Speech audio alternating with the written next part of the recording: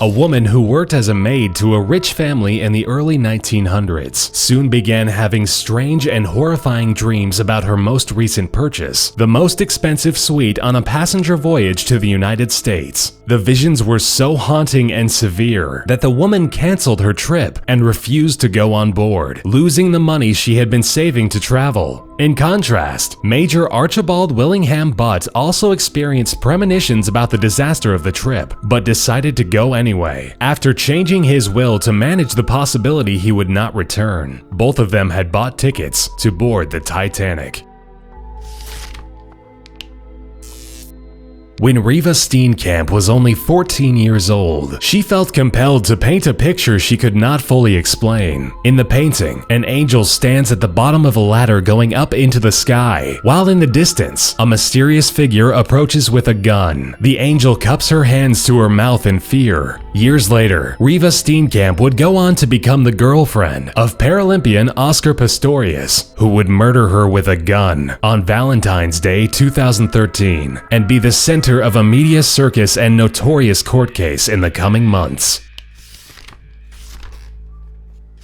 In 1970, David Booth had recurring nightmares of a deadly plane crash for over a week. In his dream, the large passenger-sized jet flipped over on the runway and burst into flames. Booth became so troubled by these dreams he eventually informed the FAA about them and surprisingly found listening ears. The FAA concluded that the plane in Booth's dreams was likely a Boeing 727 plane or a DC-10. However, there was nothing more they could do. On the final day of Booth's nightmares, Flight 191 experienced a horrific plane crash after takeoff, flipping over after one of the engines broke loose. Nearly 300 passengers died on board, as the plane was a DC-10, one of the largest at the airline.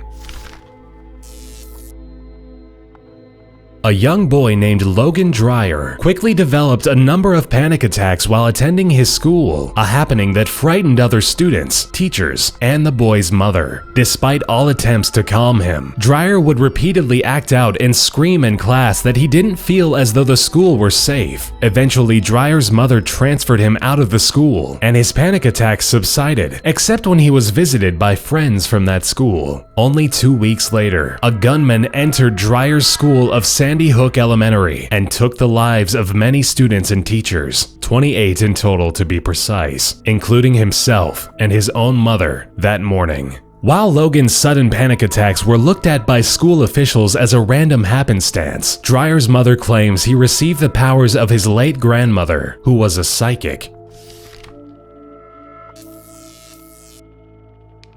Wall Street executive Barrett Naylor considered himself a hard-working man who was not superstitious in the least. Still, he often chose to go with his gut when he was unsure of a certain predicament or feeling, just as he did one morning in 1993. As Naylor rode the train to work at the World Trade Center, he suddenly got an uneasy feeling and decided to return home. That very same morning, bombs went off in the bottom of the Twin Towers. Flash forward almost a decade later, and Naylor suddenly gets another strange gut feeling about going to work. He decides to stay home, this time missing and surviving the devastating terrorist attacks of September 11, 2001.